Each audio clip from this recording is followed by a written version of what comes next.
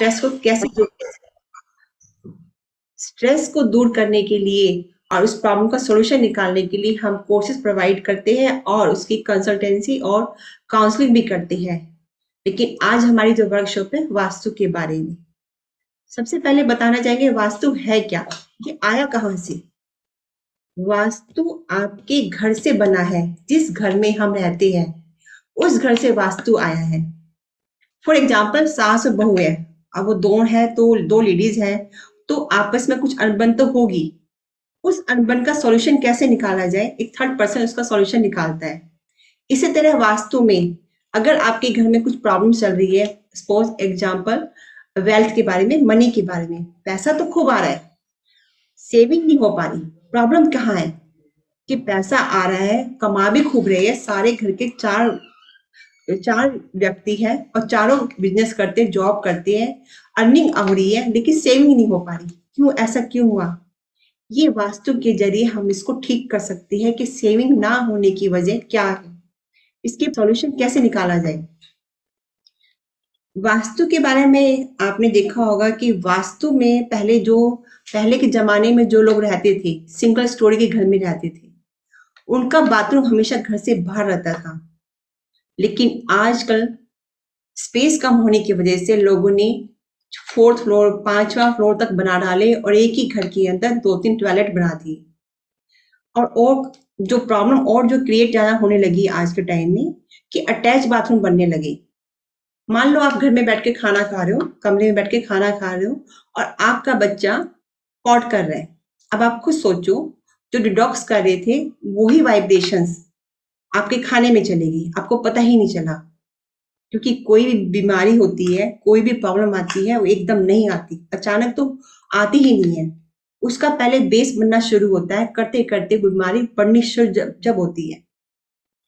तो सबसे पहले जो हमारे हैं, आपने एक बात वास्तुशास्त्र में देखा होगा कि ताजमहल आज तक टिका हुआ है, आज तक उसका कोई पत्थर, कोई नींव नहीं हिली हुई, वो एज इट इतने सालों तक क्यों है।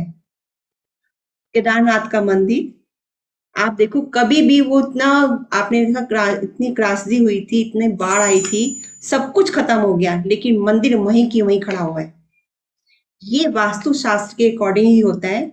जैसे द्वापर युग में कृष्ण भगवान की द्वारकापुरी, जो द्वारकापुरी थी वो समुद्र के बीचों बीच बनी हुई थी, उसको विश्वकर्मा जी ने बनाया था। लेकिन ये सोचो आज के टाइम में कोई ऐसा बना सकता है? बिल्कुल नहीं बना सकता। अगर आपके घर की नींव पक्की होगी तो भूकंप भी आपके घर को नहीं हिला सकता, वो वास्तु के जरिए ही हो सकता है।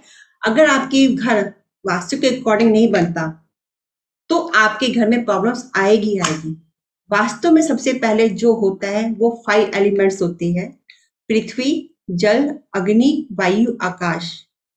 यदि ये 5 तत्व, ये 5 एलिमेंट्स, ये पंचभूत आपके घर में बैलेंस है तो आपके घर में प्रॉब्लम हो ही नहीं सकती। आपके घर में अगर प्रॉब्लम्स आएगी तो धीरे धीरे करके वो चली भी जाएगी, उसका टाइम पीरियड ज्यादा नहीं हो सकता। लेकिन आजकल जो बिल्डर्स लोग होते हैं वो पैसा कमाने के चक्कर में घर का वास्तु बिगाड़ देते हैं, उल्टी सीधी नींव बना देते हैं, जिसकी वजह से आजकल बिल्डिंग गिर जाती है और वो खड़ी नहीं रह पाती। आप सोचो पहले के टाइम में इतने राजमहल बने थे, मंदिर बने थे, आज तक इतने सालों तक एज इट इज मंदिर क्यों है, उसकी पत्थर की नींव क्यों नहीं हिलती, उसका कोई भी पत्थर इधर से उधर क्यों नहीं गिरा। द्वारकाधीश मंदिर, ताजमहल, केदारनाथ, कितने सारे मंदिर हैं, कोणार्क मंदिर, कोणार्क मंदिर है, कोणार्क तो सूर्य भगवान जी का मंदिर है। साउथ में जितने भी मंदिर हैं आज तक इतने सालों तक वो एज इट इज ही है और उसमें कोई भी उसको भूकंप, कोई भी तूफान, त्रासदी उसको नहीं हिला सकी। वास्तु का अर्थ ये तुम्हें डराना नहीं होता। वास्तु शास्त्र कहते हैं, किताबों में, वेदों में, शास्त्र में बताया है कि वास्तु का मतलब आपको डराना नहीं होता। वास्तु का मतलब होता है कि डायरेक्शंस, कि आप 4 दिशाओं को सिर्फ बैलेंस करके चलो। यानी कि अगर सूर्य भगवान ईस्ट से, अगर पूर्व दिशा से उदय होगा तो पूर्व दिशा से ही होगा, साउथ दिशा से नहीं हो सकता। ये फिक्स है। भगवान ने जो संसार बनाया है वो फिक्स कर रखा है 4 दिशाओं के बेस पर। अगर 4 दिशाओं को आपको समझ आ जाती है कि ये चीज़ का क्या मतलब है, तो आपकी घर में, आपका मकान, आपके घर की प्रॉब्लम्स, आपके घर में कोई भी प्रॉब्लम्स, कोई भी रिलेशन खराब नहीं हो सकता। अब हम बात करेंगे जो हमारा टॉपिक है कि वास्तु के बारे में। तो मैंने आपको बताया कि वास्तु क्या है। सबसे पहले हम अपने घर में अपने घर की पॉजिटिव वाइब्रेशन को कैसे पहचानें। ये बड़ी समस्या है कि हमें पता नहीं चलता कि हमारे घर में झगड़े हो रहे हैं। झगड़े क्यों हो रहे हैं? घर में क्लेश होता है, बच्चे रिस्पेक्ट नहीं करते माँ बाप की, आपस में मियाँ बीवी का रिश्ता खराब हो रहा है, और वो कभी भी आपस में जब बोलते हैं तो तू तड़ा करके बोलते हैं, मीठे बोल नहीं बोलते। मीठे बोल की कमी होती है। फॉर एग्जाम्पल, अब आप देखो, अगर आप जो घर में कमा रहा है, हेड ऑफ फैमिली, मान लो जॉब करके आया, और आपकी बीवी ने आपको स्माइल पास की घर में घुसते ही, तो आपको कैसा लगता है? बहुत अच्छा लगता है। तो आपको कितना अच्छा लगता है कि हाँ, आज घर में शांति है और आज घर में रिलैक्स है और आपका मन करता है। इसको बोलते हैं पॉजिटिव वाइब्रेशंस। पॉजिटिव वाइब्रेशन में जब आप घर में एंटर करते हो, तो आपको एक खुशी अनुभव होती है कि हाँ, ये मेरा घर है, जहाँ सब मुझे प्यार करती हैं। इमोशंस और फीलिंग ही पॉजिटिव वाइब्रेशन का दूसरा नाम है। अगर आप घर में एंटर किया और आपके घर में आपकी बीवी का मुंह बना हुआ है, और घर में बच्चे झगड़ रहे हैं, उल्टा सीधा बोल रहे हैं, आपका घर में आने का मन नहीं करेगा। कहोगे नहीं, ये बेकार है, मेरे को घर पे नहीं आना। इसे बोलते हैं नेगेटिव वाइब्रेशंस। एग्रेशन होता है घर के अंदर, बहुत गुस्सा। आपको भी घर में आप घर में एंटर किया, आपको बहुत गुस्सा आने लगेगा कि नहीं, आज मैं घर में नहीं जाऊंगा, आज मैं लेट घर पहुंचूंगा, चाहे मेरी बीवी इंतजार कर रही हो। आपके अंदर फीलिंग नहीं होती, नो फीलिंग्स।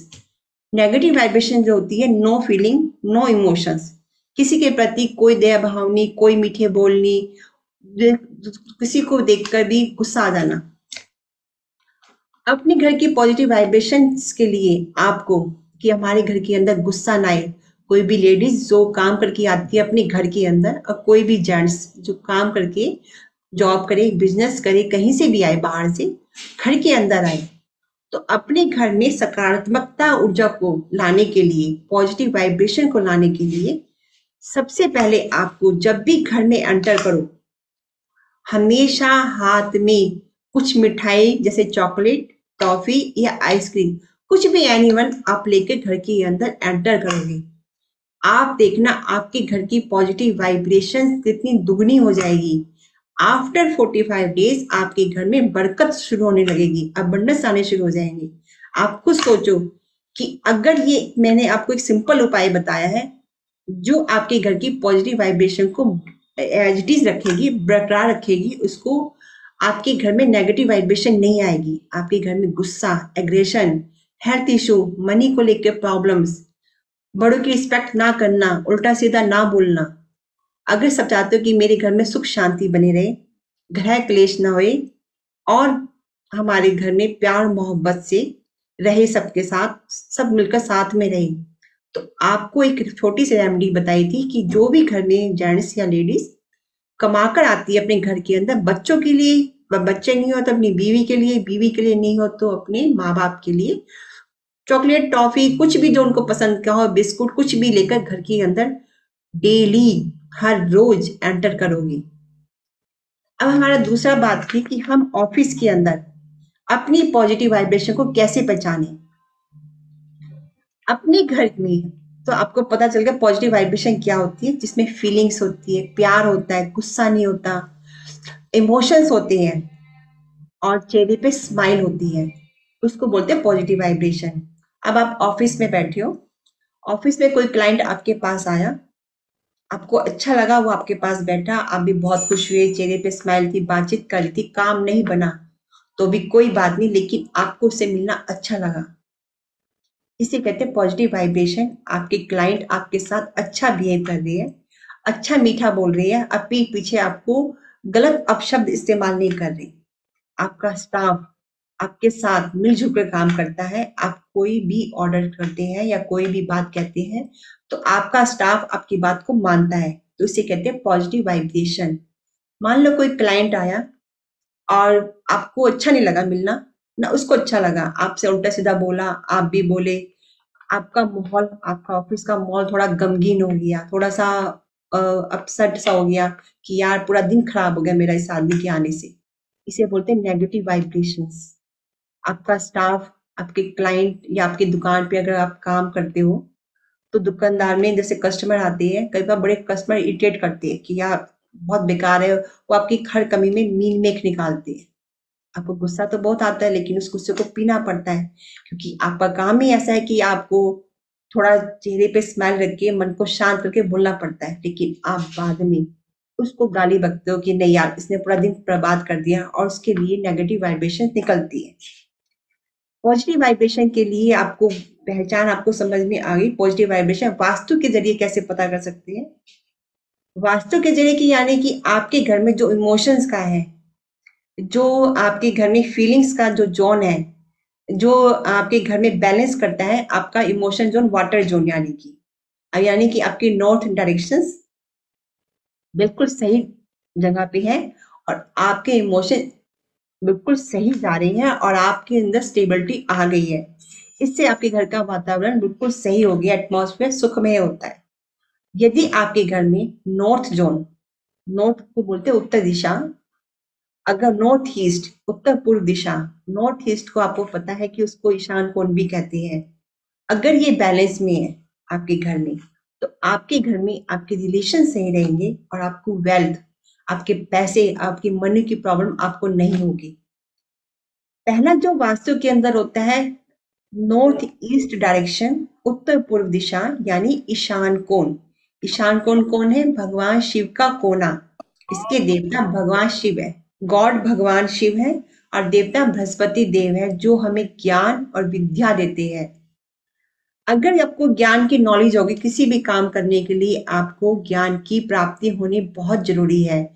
अगर आपका माइंड किसी काम को लेकर क्लियर नहीं है, तो नेचुरली आपको दिमाग में इमोशंस चलते रहेंगे, और अप एंड डाउन लाइफ में चलता रहेगा। अपने ईशान कोण को जो वास्तु टिप्स में आपको एक सिर्फ एग्जांपल देना चाहती हूँ, कि वास्तु टिप्स में सबसे पहले आपको नॉर्थ ईस्ट का कोना सबसे साफ रखना है। उसमें आप पूजा घर बनाना सबसे बेस्ट होता है। नॉर्थ ईस्ट के अंदर आपको उसमें कभी भी टॉयलेट मत बनाना, नहीं तो आपके घर में हेल्थ इशू 100% आएंगे ही। आप चाहकर भी उस हेल्थ इशू को नहीं रोक सकते, कितना भी इलाज करवा लो। पेट से संबंधित स्टमक प्रॉब्लम आपको हमेशा रहेगी, जैसे कब्ज रह गई, एसिडिटी रहती है, उसका कोई सॉल्यूशन नहीं है, आप दवाइयाँ खाते रहो लाइफ भर। इसलिए कहते हैं कि जो भगवान का देवता का कोना है, उसको साफ सुथरा रखना चाहिए। आपको ना तो नॉर्थ ईस्ट में बेडरूम नहीं बनाना चाहिए बिल्कुल भी। आपको 2-3 टिप्स दे रही हूँ इस बारे में, वास्तु के बारे में। फिर हम आपसे बात करेंगे कि आपके कोई क्वेश्चंस तो आप हमसे बात कर सकते हो। नॉर्थ ईस्ट के अंदर ना तो आपको टॉयलेट बनाना है, ये आप नोट कर लीजिएगा, और ना ही आपको उसके अंदर बेडरूम बनाना है, और ना ही सीढ़ियाँ। 3-4 चीजें आपको उस नॉर्थ ईस्ट के कोना चेक करके, अपने घर का कोना चेक करके ले लेना कि वहां पे क्या है। अगर रसोई घर में अगर आपकी पूजा घर बन गया, नॉर्थ ईस्ट आप रसोई घर के अंदर ले आए, तो आपके घर में दवाइयाँ चलती ही रहेगी। आप उसको दवाइयों को खत्म नहीं कर सकते, जैसे हाजमोला खाते रहोगे, चूरन खाते रहोगे, मतलब आपकी लाइफ में चीजें चलती रहेगी आम, और आप सोचोगे तो आम बातें कोई फर्क नहीं पड़ता, लेकिन ऐसा नहीं होता। बहुत लोग हैं आज के टाइम में भी जो बिना दवाइयों के 80 ईयर्स 90 ईयर्स तक एज इट इज बिल्कुल सही चल रही है, बिना दवाइयों के। उनको दवाइयों की जरूरत पड़ी ही नहीं कभी लाइफ के अंदर, बहुत कम उन्होंने दवाइयाँ खाई है। अगर आप चाहते हो अपनी हेल्थ को सही रखने के लिए, तो नॉर्थ ईस्ट का कोने को अच्छी तरह से, नॉर्थ ईस्ट की डायरेक्शन को अच्छी तरह से समझ लेना कि नॉर्थ ईस्ट की डायरेक्शन कितना साफ सुथरा रखने से बेनिफिट क्या मिलता है। अब थोड़ा सा हम बात करेंगे मनी के बारे में। मनी की इशू तो हर घर के अंदर है, लेकिन पैसा तो आपके घर में आया, लेकिन सेविंग नहीं हो पाई। इसका जो डायरेक्शन, मेन डायरेक्शन जो है, वो नॉर्थ दिशा है। नॉर्थ दिशा के भगवान जो है कुबेर देवता है। कुबेर कौन है? जो धन के स्वामी है। और इसका जो है ग्रह, प्लैनेट्स जो है इसका, बुध है। बुध देवता हमें देते हैं, बुध ग्रह हमें देते हैं बिजनेस। और कुबेर देवता देते हैं हमें धन। अगर आप चाहते हो कि हमारे घर में धन बना रहे और बिजनेस अपॉर्चुनिटी आती रहे, नई नई अपॉर्चुनिटी आएगी, तो भी तो आप जिंदगी में आगे ग्रोथ कर पाओगे, वरना आपकी लाइफ तो वहीं स्टॉप हो जाएगी। जिंदगी में ग्रोथ नहीं होगी तो आप सीढ़ी दर सीढ़ी कैसे चढ़ोगे? पहला स्टेप उठाया तो दूसरा स्टेप उठाया, तो आगे बढ़ने के लिए अपनी आपको एम, अपना लक्ष्य तक पहुंचने के लिए आपको अपॉर्चुनिटी बहुत जरूरी चाहिए। तो नॉर्थ दिशा जो होती है वो वाटर जोन होता है आपका। वाटर जोन मतलब आप नॉर्थ डायरेक्शन के अंदर आप टॉयलेट मत बनाना। अगर आपने टॉयलेट बना लिया, बाथरूम बना लिया, आप उस बाथरूम में नहा सकते हो, लेकिन पॉट नहीं रख सकते, डब्ल्यूसी नहीं होना चाहिए। अगर आपने उस जोन में डब्ल्यूसी रख लिया तो आपके घर में पैसा कभी नहीं रुकेगा। पैसा आएगा, आप खर्चा करोगे, सब कुछ होगा, लेकिन सेविंग नहीं होगी। सबसे बड़ी प्रॉब्लम्स आपके नॉर्थ डायरेक्शन से शुरू होती है आपकी प्रॉब्लम्स। यदि आपकी एंट्री नॉर्थ वेस्ट यानी कि उत्तर पश्चिम दिशा है, तो आपके घर में पैसा आता जाता रहेगा, रुकेगा नहीं। पैसा ना रुकने की मैंने आपको सिर्फ दो डायरेक्शन बताई है अभी इस वक्त, एक नॉर्थ वेस्ट, और एक डायरेक्शन और है साउथ ईस्ट की। साउथ ईस्ट के देवता जो है आपकी शुक्र देवता है, शुक्र ग्रह है, और इसमें आपको अगर आपके साउथ ईस्ट डायरेक्शन की फायर जोन है, आपका डेली यूज का पैसा जो दैनिक खर्चा करते हो, जैसे रोज बच्चों के स्कूल आने जाने के पैसे देते हो, या अपनी गाड़ी का खर्चा, पेट्रोल का खर्चा, किचन का खर्चा, जो डेली रूटीन का खर्चा होता है वो आपके साउथ ईस्ट जोन से आता है। ये फायर जोन है। यदि आपकी किचन, आपकी रसोई साउथ ईस्ट के कोने में है, तो आपके घर में बरकत हमेशा रहेगी। आपको किसी बात की किचन में कोई दिक्कत नहीं रहेगी, पैसा आपका डेली रूटीन में आता जाता रहेगा। यदि आपने इसी जोन के अंदर साउथ ईस्ट यानी कि दक्षिण पूर्व दिशा में अगर आपने टॉयलेट बना लिया, तो आपके घर में पैसों में आग लग जाएगी, आपके खर्चे बढ़ जाएंगे, निरंतर खर्चे। आप चाहकर भी उन खर्चों को रोक नहीं पाएंगे। सपोज आपके घर में रोज मेहमान आने शुरू हो जाएंगे कि भाई खर्चा कैसे हो रहा है, कवर नहीं कर पा रहे खर्चा, किचन का खर्चा बढ़ जाएगा आपका। तब आप क्या करोगे? साउथ ईस्ट को अन्नपूर्णा भी कहते हैं। सही दिशा में, सही डायरेक्शन में, यदि आपके घर के बेडरूम, टॉयलेट, किचन, सीढ़ियाँ, आपका ड्राइंग रूम, सब कुछ अगर सही डायरेक्शन में होगा, तो आपके घर में बरकत ही बरकत होगी, आपके घर में सेविंग होगी, और आपके घर में प्रॉपर्टियां बननी शुरू हो जाएगी। वास्तु का आपके घर में 60% वास्तु काम करता है, और आपके लक, आपका लक 20% और आपके कर्म 20% काम करते हैं। वास्तु को सही करना इसलिए जरूरी होता है कि आप वास्तु सही कैसे करोगे। वास्तु सही करने से क्या होता है कि आपकी आधी प्रॉब्लम खत्म हो जाती है, लेकिन आप उस भाग्य को जो समेट कर रख नहीं पा रहे उस चीज को। क्यों? आपकी मम्मी पापा ने आपकी प्रॉपर्टियां बनाई, कोई दिक्कत नहीं, प्रॉपर्टियां बनी, आपको पैसा मिला, लेकिन क्या हुआ? जब आपके फादर ने प्रॉपर्टियां बनाई, आपको देके चले गए, तो आपने उस प्रॉपर्टी का सही तरह से यूज ही नहीं कर पाए, और सारी प्रॉपर्टियां बेच कर दी बिल्कुल। आप खाली हो गई। ये सोचो, आपके माँ बाप की सेविंग जो माँ बाप ने इतनी जोड़ी थी, वो प्रॉपर्टी एकदम, वो खर्चे एकदम कैसे हो गए आपके पास? कोई ना कोई वजह तो होगी। भाग्य ने आपको पैसा तो दिया, लेकिन उस पैसे का सही इस्तेमाल नहीं कर पाए। इसे कहते कर्म। यदि हम कोई भी चीज को सही टाइम पे सही डिसीजन लेंगे, सही कर्म करेंगे, तो आपको भाग्य 100% आपका साथ देगा।